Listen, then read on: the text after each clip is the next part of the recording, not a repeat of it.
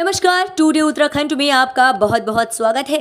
मैं हूं आपके साथ वैशाली। हमारे प्यारे राज्य उत्तराखंड से जुड़ी हुई खबरों को जानने के लिए टुडे उत्तराखंड को सब्सक्राइब करें और उत्तराखंड के किस जिले से ये वीडियो देख रहे हैं कमेंट बॉक्स में हमें ज़रूर बताएं। उत्तराखंड में कांग्रेस उग्र जगह जगह हुए प्रदर्शन, पीएम मोदी और अमित शाह का पुतला जलाया। इंटरनेट मीडिया पर 4 मई का एक वीडियो सामने आया जिसमें मणिपुर के एक समुदाय के पुरुष दूसरे पक्ष की 2 महिलाओं को निर्वस्त्र अवस्था में घुमाते दिख रही हैं, उनके साथ दुर्व्यवहार कर रहे हैं। मामले में मुख्य आरोपी हुई रेम हेरोदास मेतेई सहित 4 लोगों को गिरफ्तार कर लिया गया है। इसे लेकर अब देश भर से प्रतिक्रियाएं आ रही है। दोषियों को कड़ी सजा देने के लिए प्रदर्शन किए जा रहे हैं। इस क्रम में शुक्रवार को 21 जुलाई को कांग्रेस द्वारा उत्तराखंड में भी प्रदर्शन पुतला दहन किया गया। आपदा में फसल हुई बेकार तो अब मिलेगा अधिक मुआवजा। केंद्र सरकार ने नियमों में किया बदलाव, होगा इतना लाभ। देश के किसानों को आए दिन खेती किसानी में कई कठिनाइयों का सामना करना पड़ता है। उन्हें कभी बारिश की मार तो कभी सूखे की स्थिति से निपटना पड़ता है। ऐसी स्थिति में किसानों के सामने रोजी रोटी का संकट खड़ा हो जाता है।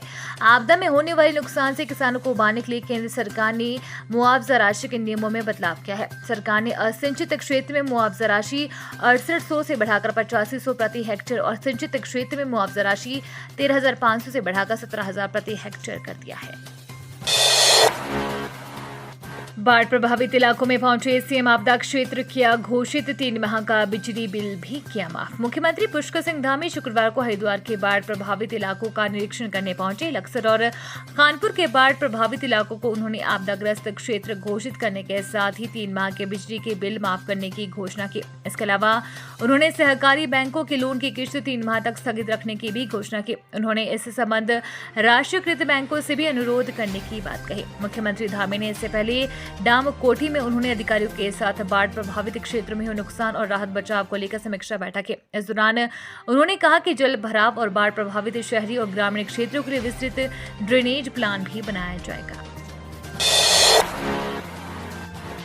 खनन सामग्री नहीं मिली तो लटक जाएगा ऋषिकेश कर्णप्रयाग रेल का काम, परियोजना की राह में चुनौती। प्रधानमंत्री नरेंद्र मोदी के ड्रीम प्रोजेक्ट में शामिल ऋषिकेश कर्णप्रयाग रेल परियोजना पर्याप्त मात्रा में खनन सामग्री उपलब्ध न होने की वजह से लटक सकती है। अगले 4 महीनों में परियोजना के तहत सुरंग खोदने का काम पूरा होने की संभावना है।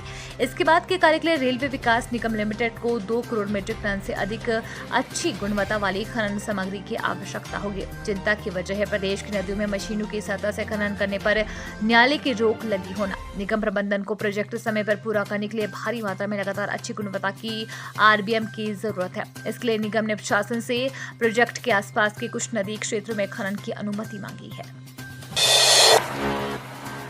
मुख्य सचिव का कार्यकाल बढ़ा, सीएम के विश्वास पात्र प्रधानमंत्री की गुड बुक में भी है एसएस संधू। उत्तराखंड के मुख्य सचिव एसएस संधू का कार्यकाल बढ़ा दिया गया है।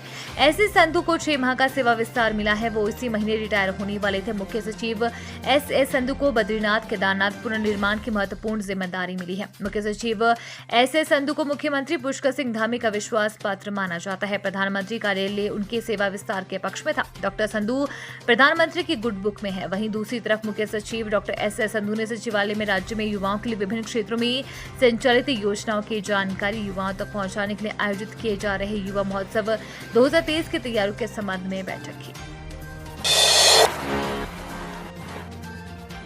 पहली बार तस्वीरों में कैद हुआ हिमालयन भेड़िया, हिम तेंदुआ, भूरा भालू और उड़न गिलहरी भी दिखाई दिया। गोविंद पशु वन्य जीव विहार में पहली बार हिमालयन तिब्बती भेड़िया ट्रेस हुआ है। ये उत्तराखंड में पहला मामला है जब किसी वन्य जीव विहार में तिब्बती भेड़िया कैमरे में कैद हुआ है। इसके अलावा हिम तेंदुआ, भूरा भालू और उड़न गिलहरी भी कैमरे में कैद हुई है। गंगोत्री नेशनल पार्क में उच्च हिमालयी क्षेत्र के वन्य जीव प्रजाति की तस्वीरें सामने आती रही है। जनपद के मोरी ब्लॉक स्थित गोविंद पशु वन्य जीव विहार में कभी भी दुर्लभ वन्य जीवों के विचरण में सही जानकारी नहीं मिल पाई थी, लेकिन अब पहली बार तिब्बतियन भेड़िए की तस्वीर सामने आई है। बिहार के उच्च हिमालयी क्षेत्र में वन विभाग सहित भारतीय वन्य जीव संस्थान की ओर से करीब 50 से 60 कैमरे लगाए गए थे। श्रद्धालुओं के लिए बड़ी खुशखबरी। भारतीय भूभाग से कैलाश पर्वत के दर्शन सितंबर के बाद होंगे सुलभ। इस साल सितंबर के बाद से श्रद्धालुओं को भगवान शिव का निवास स्थान माने जाने वाले पवित्र कैलाश पर्वत के दर्शन भारतीय भूभाग से सुलभ हो जाएंगे। अधिकारियों ने बताया कि सीमा सड़क संगठन ने पिथौरागढ़ जिला के नाबीढांक में KMVN हटस से भारत चीन सीमा पर लीपू लेक दर्रे तक सड़क की कटाई का काम शुरू कर दिया है, जो सितंबर तक पूरा हो जाएगा। BRO की हीरक परियोजना के मुख्य अभियंता विमल गोस्वामी ने कहा कि हमने नाबीढांक में KMVN हट्टस से लीपू लेक दर्रे तक करीब 6.5 किलोमीटर लंबी सड़क को काटने का काम शुरू कर दिया है। सड़क का काम पूरा होने के बाद सड़क के साथ साथ कैलाश व्यू पॉइंट तैयार होगा। 2 साल पहले हुई परीक्षा का परिणाम जारी। UKSSC ने 12 विषयों का रिजल्ट किया घोषित। उत्तराखंड अधीनस्थ सेवा चयन आयोग ने बचे हुए 12 विषयों में LT भर्ती परीक्षा का परिणाम जारी कर दिया है। चुने गए अभ्यर्थियों के लिए आयोग जल्द ही अभिलेखों का सत्यापन करेगा, जिसकी सूचना अलग से जारी की जाएगी। आयोग के सचिव सुरेंद्र सिंह रावत ने बताया कि 14 विषयों में LT भर्ती परीक्षा 8 अगस्त 2021 को कराई गई थी। आयोग ने पूर्व में चयनित अभ्यर्थियों की विभिन्न पत्रों के माध्यम से प्राप्त सिफारिशों के बाद लिखित परीक्षा के आधार पर 60% और 10% विभागीय परीक्षा के तहत बाकी पदों के सापेक्ष हिंदी, अंग्रेजी, संस्कृत, गणित, विज्ञान, सामान्य विज्ञान, योग, वाणिज्य, संगीत, गृह विज्ञान, उर्दू और पंजाबी विषय में चयनित अभ्यर्थियों की सूची जारी की गई है। इनका अभिलेख सत्यापन जल्द ही आयोग करेगा, जिसकी सूचना अलग से जारी की जाएगी। NIC कक्ष में हुई जिला स्तरीय सड़क सुरक्षा समिति की बैठक। 10 वर्षों में सड़क दुर्घटना में 186 ने गंवाई जान। जिलाधिकारी डॉक्टर आशीष चौहान ने शुक्रवार को जिला स्तरीय सड़क सुरक्षा समिति की बैठक ली। इस दौरान लोनीवी द्वारा वर्ष 2013 से जून 2023 तक जनपद में हुई सड़क दुर्घटनाओं पर एक GIS मैप दुर्घटनाओं की केस स्टडी पेश की गई है। इसमें बताया गया कि वर्ष 2013 से जून 2023 तक जनपद में 202 दुर्घटनाओं में 186 की मौत तथा 639 लोग घायल हुए हैं। इस दौरान DM ने सड़क दुर्घटनाओं को लेकर नियमित रूप से चेकिंग अभियान चलाने के निर्देश संबंधित विभागों को दिए।